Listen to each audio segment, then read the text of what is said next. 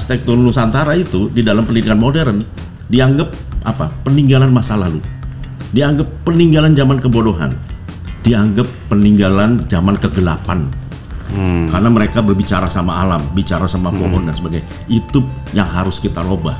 Janganlah nanti rumahnya rumah tradisi yang terus nggak ada wifi, susah mau nyari harus ke gunung dulu kan, enggak gitu. Jadi gimana merging traditional architecture dengan teknologi. Profesor dari Jepang datang meneliti bahwa alat tes gempa, ternyata rumah Nias itu bisa bertahan terhadap skala 1:11. Wow. 1:8, 1:9 itu semua rumah udah ambruk. Nah, Saya percaya dengan ilmu arsitektur yang kita pelajari dari pendidikan modern, disinergikan dengan ilmu arsitektur tradisional dari budaya lisan, itu akan menghasilkan ledakan inspirasi baru.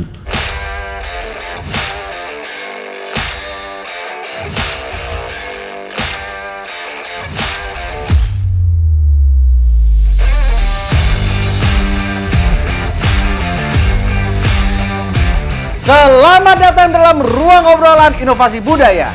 Ruang yang menyajikan obrolan inspiratif para kreasi muda untuk pemajuan kebudayaan Indonesia. Anak muda, temukan ide kreatifmu, ciptakan inovasimu.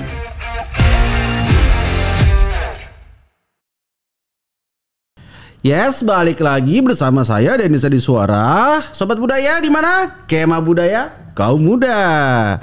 Nah, tadi kita sudah ngomongin tentang jati diri bangsa ya lewat arsitektur Nusantara. Sekarang masih ada Mas Yoriantar dan Mbak Anneke di sini. Kita akan ngobrolin hal yang mungkin kalian tunggu-tunggu karena ini bisa buat penjelasan ke orang tua kalian, yaitu dari mana teman-teman arsitektur mendapatkan penghasilan. Nah, itu dia. Karena kita bisa lihat di sini Mas Yori dari desa ke desa, terus habis itu melestarikan rumah-rumah adat gitu. Itu kan juga pasti butuh uang. Terus di sini juga ada Mbak Anneke. Tidak hanya beliau itu sama melestarikan arsitektur Indonesia, tapi juga bikin karya-karya instalasi yang juga Indonesia banget gitu. Itu kan juga butuh uang dan gede ya uangnya ya, itu ya yang dikeluarkan ya pastinya ya. iya oleh yang mengeluarkan kan. Nah ini dia nih kata kuncinya, oleh yang mengeluarkan nih. Oke, pengen tahu dulu dong gimana sih seorang arsitektur pelestari seperti kalian itu bisa mendapatkan penghasilan dari mana saja. Oke, gitu. siapa duluan nih? Ya sweet aja nggak apa-apa. Sweet juga Indonesia kok.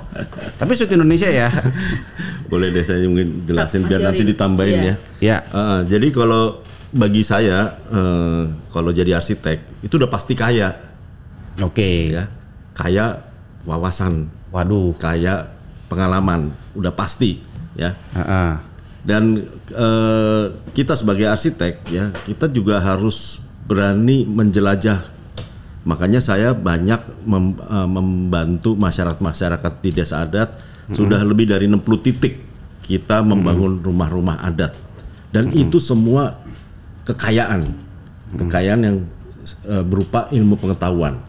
Nah, dengan kekayaan yang berupa ilmu pengetahuan, akhirnya kan kita sebagai arsitek bisa masuk kemana saja, ya, bisa punya proyek-proyek swasta, pribadi, bisa masuk ke proyek-proyek pemerintah, bisa masuk ke proyek-proyek masyarakat, begitu. Jadi itu modal utama seorang arsitek. Ya tentu prosesnya nggak mudah, tapi seorang arsitek ya harus sabar, harus konsisten dan fokus. Pasti jadi kok gitu. Tapi kalau begitu lulus mau langsung kaya raya ya rasanya mending jangan ke jurusan arsitektur lah gitu loh. Oh kenapa? Ya. Jadi nggak akan menjamin. Kita harus mulai dari nol, dari ibaratnya begitu lulus kamu mau jadi chef, ya mulai dari cuci piring dulu gitu. Ya, sampai akhirnya kamu bisa menjadi penemu begitu. Nah arsitek ini kan penjelajah. Yang muda-muda ini harus bisa menjadi penemu dan di situ serunya profesi arsitek. Kita bisa menjadi penemu. Nah, kita bisa kalau udah begitu banyak ilmu yang kita dapatkan, kan di mana-mana butuh profesi arsitektur loh. Negara pun juga butuh, masyarakat pun butuh. Kalau dulu kesannya arsitektur itu hanya dibutuhkan untuk orang yang punya uang, nggak juga. Kita bisa membangun apa saja. Kita bisa membangun negara dari barat sampai timur, siapapun ya. Jadi banyak klien-klien kami malah masyarakat di pedalaman. Saat ini staf saya malah saya kirim ke Papua untuk membantu seorang chef asal Papua bernama Charles Toto untuk membangun sekolah pangan, merdeka dalam pangan.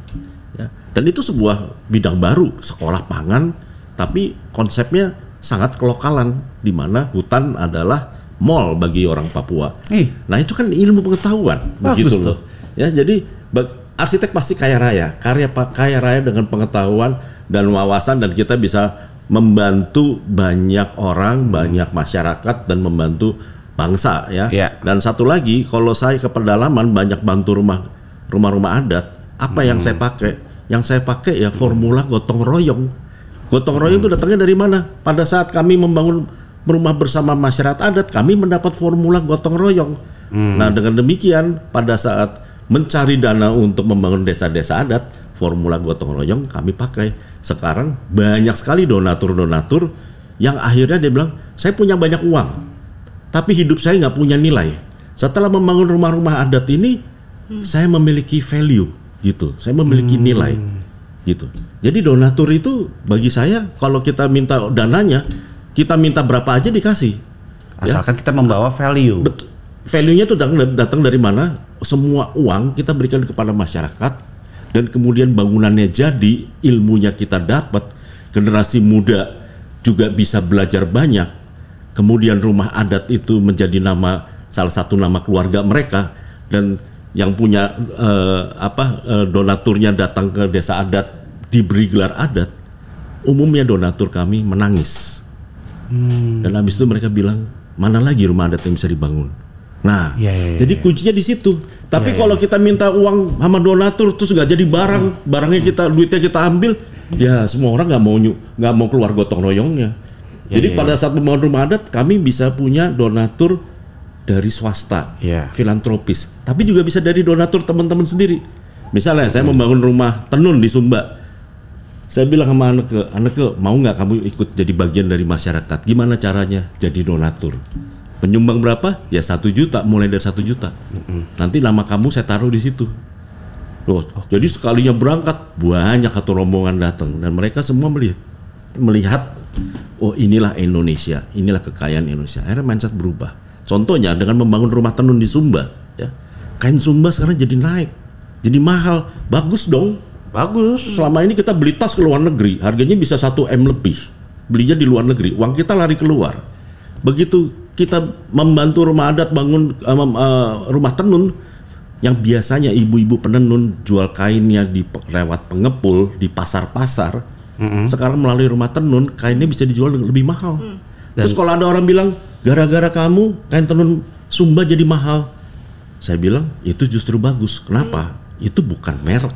Itu orang bikin kain tenun itu lamanya bisa sampai 6 bulan sampai 8 bulan, dan the only one yang datangnya dari inspirasi dari leluhurnya, dari alamnya, dari suaminya, dari anak-anaknya, lingkungannya. Jadi bukan merek yang dicap sekali bikin bisa 100.000 produk, tapi hanya one by one, satu untuk satu motif. Jadi yang kalian beli itu hatinya, kalian mendapat hatinya. Tapi kalau beli barang luar, yang kalian beli itu cuman merek, cuman cap.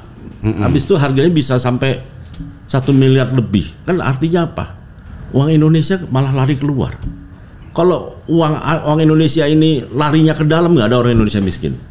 Saya yakin, karena orang Indonesia itu adalah salah satu pembelanja terhebat di dunia. Ya kan? Kalau beli bisa beli satu kampung loh yang dibeliin, yang dibelanjain. Mulai dari anaknya, pacarnya, tetangganya, temennya, semuanya. Jadi pada saat kami ke desa tenun, kamu mau beli berapa? Saya mau beli 1 kain buat saya. Pas pulang-pulang dia bawa 30 kain. That's Indonesia. Iya. Ya, makanya kalau turis Indonesia itu paling dicari di semua negara. Apalagi Singapura dong, semua duit kita lari ke sana. Sekarang kita balik. Kita balik buat turis Indonesia kita sendiri untuk belanja di daerah-daerah. Oke. Tuh, teman-teman, menarik ya. Apalagi tadi juga yang membuat saya lumayan tersentuh adalah fakta ketika ada beberapa donatur yang mungkin dia sudah ada dana tapi dia belum ada nilai dalam hidupnya, sehingga untuk menambah nilai dia berdonasi untuk melestarikan rumah-rumah dan desa-desa adat tersebut. Dan di situ hidupnya jadi bermakna. Menjadi bermakna gitu. Dan buat teman-teman semuanya juga mudah-mudahan kalau kalian nanti datang ke desa adat dan belajar sesuatu, wah emang sih makna hidup akan menjadi berubah dan lebih berwarna.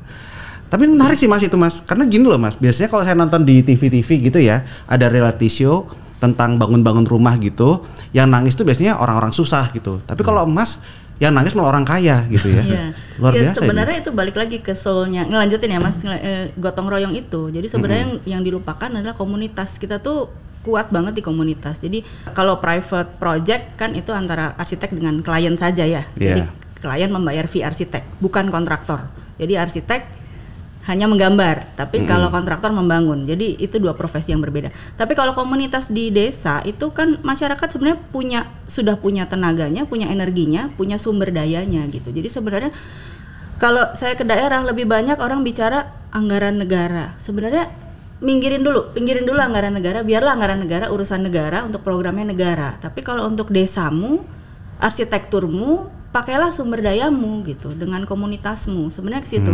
Jadi yang selama ini Jawa sentris, edukasi semuanya di Jawa, sebenarnya balik lagi deh, ini gerakan nasional Nusantara yang orang Aceh pikirin lagi arsitektur Aceh itu kayak gimana. Jangan bikin rumah yang sama dengan di Bandung, jangan bikin rumah yang sama dengan di Jakarta gitu. Itu yang sebuah paradigma yang benar-benar harus dibongkar. Jadi kalau balik ke kamu sekolah di Jogja nggak apa-apa, ambil ilmunya. Tapi kalau balik ke Palangkaraya atau balik ke daerah Kutai misalnya, cari arsitektur lokalnya gimana, rumah Dayak tuh gimana sih soulnya gitu. Bangun lagi rumah seperti itu. Jangan mengcopy paste apa yang ada di Jawa gitu, karena soulnya bukan di situ. Nah, ini juga nih Mbak Anneke ini juga berapi-api karena saya ingatkan lagi ya, beliau juga sebagai arsitek pelestari gitu loh. Nah, kalau Mbak sendiri boleh tahu nggak Mbak? Ini kasih tahu ke teman-teman juga, pendapatannya itu dari mana aja sih Mbak, sehingga Mbak bisa konsisten di sini? Sebenarnya pendapatan itu bukan waktu dulu masih pengen jadi arsitek, itu bukan yang duluan ya gitu. Tapi bukan prioritas gitu. Bukan prioritas, meskipun kita kan butuh uang. Ini sepertinya klise. Enggak, tapi sebenarnya aku tuh udah pengen jadi arsitek dari SD. Memang seneng gambar gitu ya. Lalu pengennya jadi apa? Jadi arsitek. Kenapa? Seneng banget lihat bangunan. Kemudian tapi kemudian paralel dengan itu ilmu yang harus dipelajari apa? Teknologi satu. Kemudian bahasa. Karena saya tuh dulu ngebayanginnya pengen jadi arsitek dunia. Pengen bisa kerja di Inggris lah, apa di Amerika lah gitu ya. Iya dong. Artinya harus lancar berbahasa Inggris. Jadi sudah belajar. Zaman saya dulu belum ada pelajaran bahasa Inggris di SD, tapi saya sudah bisa bahasa Inggris di SD itu belajar sendiri dari nyatet-nyatetin lagu. Artinya ada kemauan. Baca teks lagu, ngafalin, belajar grammar. Kemudian teknologi bahasa, kemudian how to handle people, karena arsitek itu bikin bangunan tapi akan ketemu manusia. Kalau lu jutek, nggak seneng ngobrol, nggak seneng gaul, ujungnya nggak dapat klien kan gitu. Jadi sekolahnya arsitektur, kemudian proyek yang dicari arsitektur, menjadi arsitek, tapi waktu mencari klien gimana? Harus menjadi diri lu sendiri, harus ngobrol kan. Waktu saya di Bali, gimana cara dapat klien? Duduk di pantai, lagi main pasir sama anak saya, tiba-tiba saya harus bikin sketsa karena ada satu project lain gitu, bikin gambar gitu, cari ide, kemudian yang di sebelah tuh ada bule lagi ngebir. Kok kamu gambar-gambar? Are you an architect gitu? Iya. Saya punya tanah loh, bisa nggak desainin villa buat saya gitu? Nggak terduga ya. Gitu. Jadi kalau lu nggak bisa bahasa Inggris, nggak ngerti. Kalau manyun diajak ngomong sama orang asing terus jutek, nggak jadi dapat klien gitu. Jadi banyak banget kerjaan saya dapatnya dari ngobrol atau direferensi sama orang lain. Ada yang perlu arsitek nih, tapi jauh, mau nggak? Ya mau dong, kan kita kan kerja ya. Dimana ada uang menuju kita ke sana. Gitu. Jemput bola gitu. Itu kan Indonesia, itu semua karena manusia outdoor. Gitu. Manusia outdoor itu manusia sosial, gotong royong itu terjadi. Nah, kalau budaya barat kan semua langsung kembali ke profesional masing-masing, udah diatur arahnya. Harus meeting di gedung pakai jas gitu. Kita kan nggak kayak gitu sebenarnya. Itu satu ya. Kemudian karena saya seneng ngobrol, kemudian banyak yang minta ngajar. Tadinya kadang-kadang cuma datang di career day sekolah. Jadi misalnya ada TK mau menjelaskan profesi arsitek apa sih? mau nggak lo datang, lo kan proyek lo udah banyak, aduh proyek gue mah kadang ada kadang enggak, maulah gue datang ngejelasin apa sih profesi arsitek untuk ke anak 5 tahun gitu. Ya mau diketawain, mau kenapa sih kita perlu arsitek gitu, tapi seneng ngejelasin. Ada career day untuk anak SMA, beda lagi jelasinnya. Ngajar ya, kemudian akhirnya jadi suka dipanggil ke kampus-kampus, ngajar di Trisakti, ngajar di UGM, ngajar di kampus-kampus lain lah di Semarang gitu ya. Jadi kayak saya bukan dosen, saya bukan PNS, nggak sanggup juga saya jadi PNS gitu ya, masuk ke sama nih kita nggak sanggup jadi PNS, kenapa harus rutin ke satu tempat yang sama setiap hari? That's not us. Kita nggak bisa gitu. Jadi tapi seneng banget berbagi ilmu. Jadi begitu, Bu mau nggak ngajar? Mau banget sharing gitu dan cerita gitu. Akhirnya ngajar menjadi satu profesi. Kemudian karena saya seneng berbahasa, berapa kali dapat job arsitek tapi jadi interpreter, penterjemah workshop arsitektur tapi khusus dari pembicara-pembicara orang asing. Di periode-periode 5-10 tahun yang lalu itu belum ada Zoom meeting ya gitu, dan kita harus ketemu kemana ke lokasinya, orang asing ekspatriat 5-6 orang didatangkan untuk jadi pembicara, lalu pesertanya misalnya pernah dari PU atau dari dinas-dinas pariwisata gitu ya, yang susah dengar bahasa Inggrisnya. Saya beneran di meja itu hanya untuk menerjemahkan apa materi presentasi mereka gitu dalam bahasa arsitektur dan bahasa Indonesia yang bisa dipahami oleh pendengar gitu. Dan happens to be fee saya lebih besar dari narasumbernya itu di hari itu. Buat saya kayak wow gitu. Saya belajar bahasa Inggris dari teks lagunya Tommy Page atau dari itu gitu ya, jadul banget gitu. Ternyata itu membuahkan uang di 10 tahun kemudian gitu. Artinya profesi itu tetap arsitek gitu, tapi cabang-cabangnya tuh banyak banget gitu. Jadi sah-sah aja ya arsitek tuh punya side job ya? Sah dong. Sah ya? Dong. Selama itu bisa kita jalanin ya, jangan sampai nanti tanggung jawab samakan. Kalau sama klien ada tanggung jawab deadline, ada tanggung jawab deliverance, gambarnya harus kapan, deadline proyeknya kita harus ngawasin kan, itu tanggung jawab. Itunya jangan sampai keteteran. Kenapa kita dapat repeating klien? Karena ada komitmen yang sudah kita jalanin dengan baik sebelumnya gitu. Baik. Oke, nah tuh teman-teman ya, sah-sah aja gitu. Yang penting jangan lupa komitmen awal gitu teman-teman. Itulah kenapa mereka bisa ketemu dengan klien-klien baru. Itulah kenapa mereka bisa menemukan proyek-proyek baru. Dan ingat ya tadi itu ya, ada 1-2 hal yang memang saya setuju banget sama Mbak Anneke sama Mas Yory gitu. Seringkali itu dapat kerjaan itu dari tempat nongkrong. Betul. Itu juga yang saya rasakan gitu loh. Jadi buat kalian ya yang sekarang lagi nonton sendirian, tolong bawa orang tua kalian ya. Terus saya akan bilang nih langsung ke kalian, nongkrong itu perlu. Nongkrong itu positif. Nongkrong itu keren. Asalkan sesuai dengan 3M. Nah, harus gitu sekarang. Jangan lupa pakai masker dan jangan lupa harus berfaedah. Nah, gitu. Betul, itu yang penting, harus berfaedah. Baik, sekarang selain nongkrong berfaedah, saya pengen tanya juga hal-hal apa aja yang harus dimiliki oleh teman-teman kaum muda untuk memulai suatu karya arsitektur berbasis kebudayaan. Oke, dari saya dulu ya. Mungkin boleh. Kalau dari saya, kadang-kadang di Indonesia di hari ini kita bicara anak umur 16 tahun itu gapnya dengan saya di hari ini lebih dari 30 tahun. Artinya tren udah berubah ya, terus mereka lebih ke gadget, mereka lebih ke game gitu ya. Tapi itu kan semua impor. Saya merasa bahwa ilmu digitalisasi itu tetap harus ada gitu. Tetap harus ada ya. Tetap harus ada di generasi yang baru, tapi jangan lupa lo orang apa gitu. Orang Sunda, orang Jawa, orang Batak, bukan saya mau bahas sukunya, bukan, tapi semua suku tuh keren, punya potensi yang harusnya digabung sama teknologi yang kalian pegang di tangan kalian gitu. Jadi jangan nanti semua mau bikin mall yang kayak Pondok Indah Mall, jangan gitu. Karena kalau kamu misalnya pulang ke saya nggak punya kampung karena lahir Jakarta, pasti orang tuamu ada dong, pasti kakekmu ada, kemana gitu. Coba kembali ke desa, gabungkan teknologi yang kamu punya sama darah yang kamu punya itu gitu. Potensinya apa? Dikerjakan sama kalian yang masih muda-muda ini dan seneng banget sama gadget gitu. Gimana supaya itu semua jadi digital dan tetap potensi lokal Indonesia harus terpetakan di situ.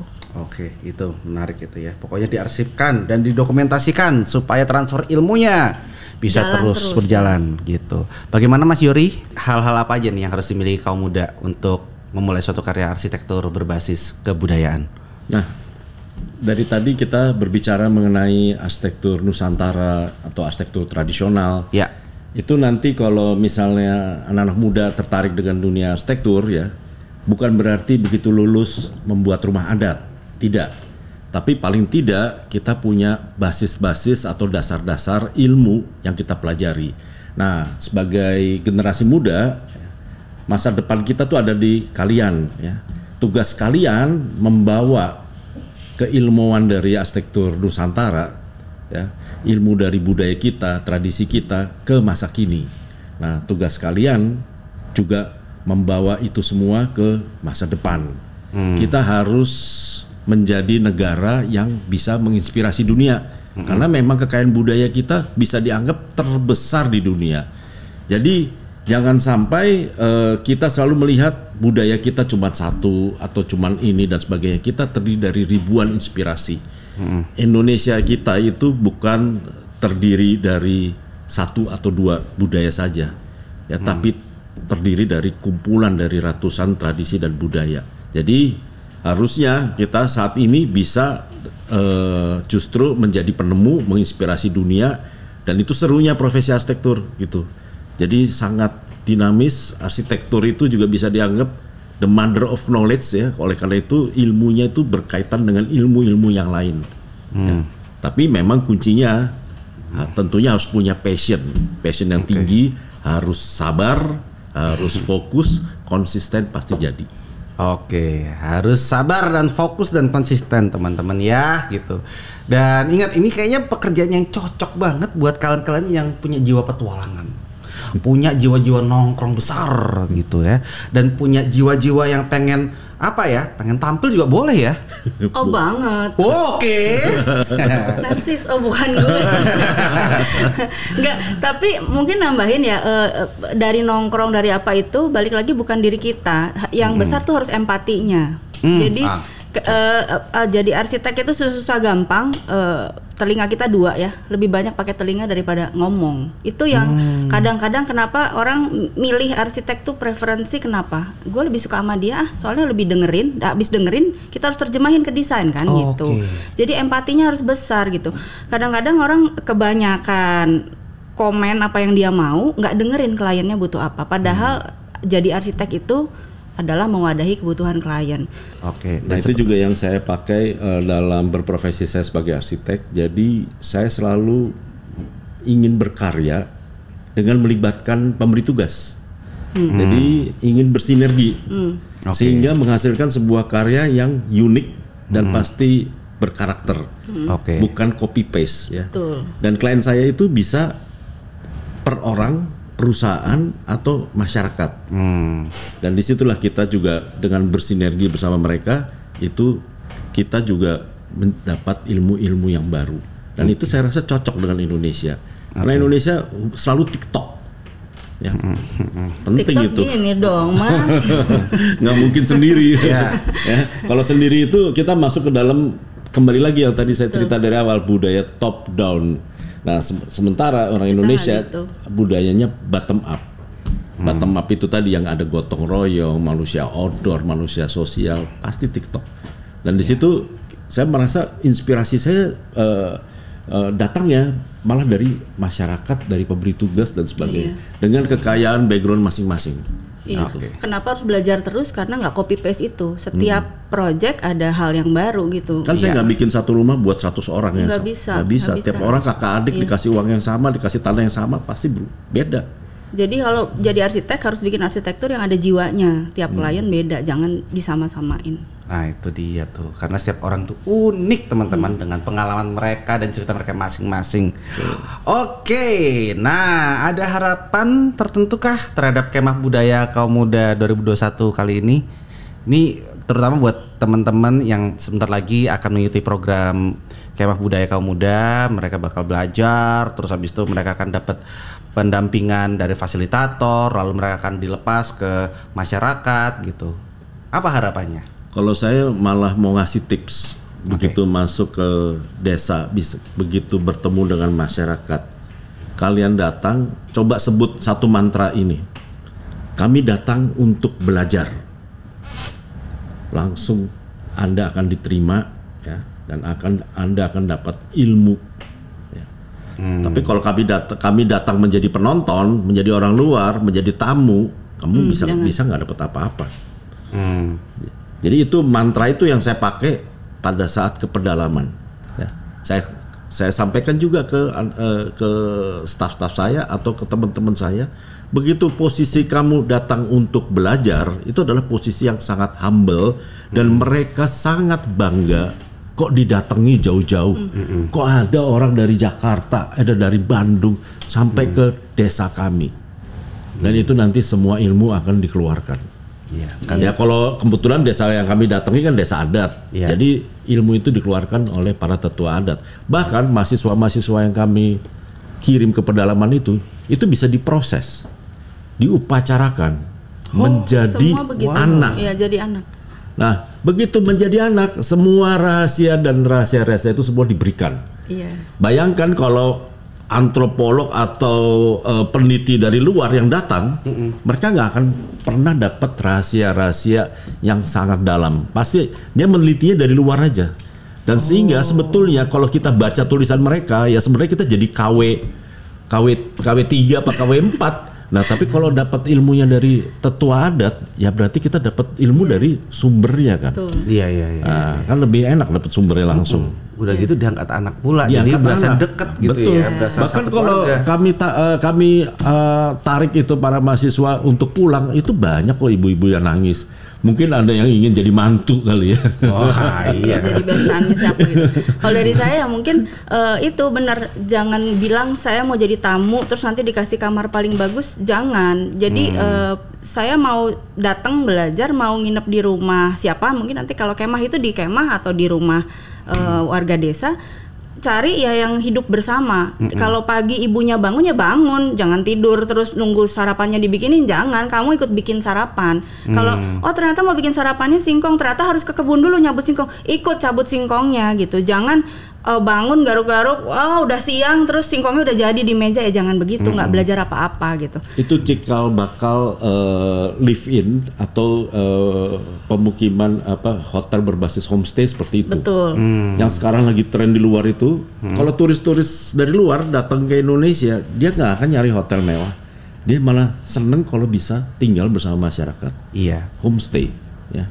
Kalau mencari hotel mewah itu pasti kita yang cari hotel mewah, yang mau makannya kentang goreng, mau makannya tomat, rasanya sama. Termasuk tapi mereka makannya kan mau yang mereka nikmatin kan kelokalan. Ngingetin bahwa kalau kalian jadi tamu nanti disodorinnya burger apa kentang goreng itu ya gitu, tapi bilang bahwa mau jadi warga desa juga, sarapannya apa, makan siangnya apa, ikutan. Jadi nanti mereka nggak repot-repot, karena saya berapa kali ya misalnya ke desa di Sumatera Utara gitu ya, dibikinin nasi gorengnya salah bumbunya gitu. Terus saya bilang, ibu biasa makan apa di sini? Kita makan aja yang inang, makan di sini apa gitu. Masak yang biasa ibu masak di sini apa gitu. Jadi buat mereka malu. Pertama bilang malu. Kita kan orang desa, makanannya gini, nggak apa-apa, pokoknya bersih. Dari yang di kota, teman-teman yang dari kota mau kemah ini mungkin yang bisa diajarkan adalah higienitas, kebersihan gitu. Tapi jangan ngubah budaya gitu aja. Dan kalau tadi ya diupacarain, saya juga ngalamin berapa kali diupacarain, jangan menolak gitu kan. Ada beberapa yang takut, terus ada yang takut kesurupan, ada yang apa, nggak ada lah itu gitu. Ini kan diterima secara adat, ada musiknya, terus itu kita bagian dari jati diri kita. Iya. Kalau mungkin takut pulang-pulang gitu ke kota pas lagi garuk-garuk, lo kok ada paku di sini gitu. Ya pokoknya kalau hati kita bersih, niatnya bersih, toh kita nggak akan gimana-gimana gitu kan. Jadi kalau mahasiswa yang kita kirim ke pedalaman, setelah kami jemput, saya kan bilang one way ticket berangkat aja, tiket pulang kalau rumah adatnya selesai, saya datang, saya jemput sendiri. Nah itu saya udah nggak kenal mahasiswanya. Kenapa? Mereka udah pakai kain, terus udah mereka bawa parang juga, naik kuda, terus udah berbahasa lokal, terus menarikan tarian setempat dan memukul gendang keramat. Dapat jodoh deh beneran. Wah, saya bilang nih, saya bilang saya datang aja, saya masih merasa jadi turis, masih merasa tamu.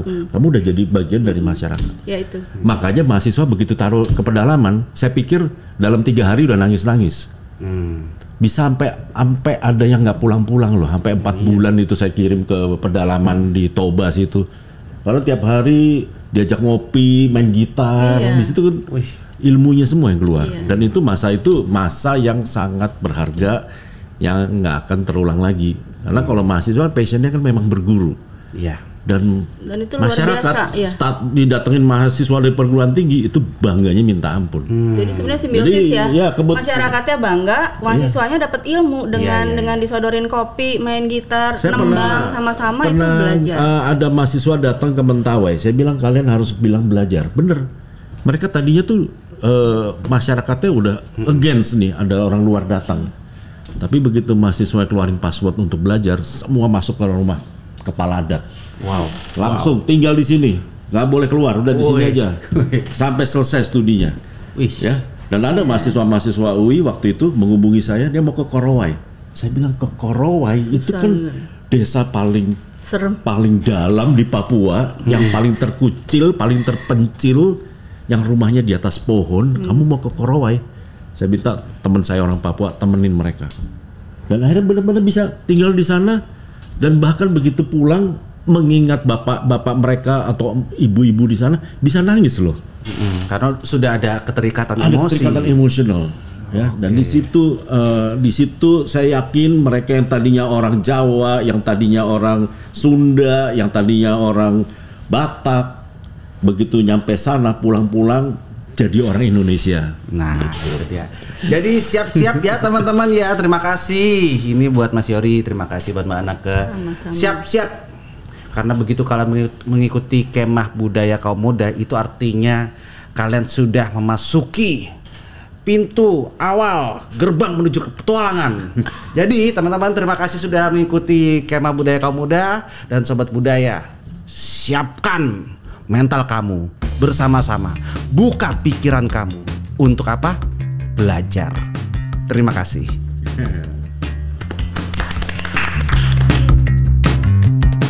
Sobat Budaya, pendaftaran KBKM 2021 sudah resmi dibuka.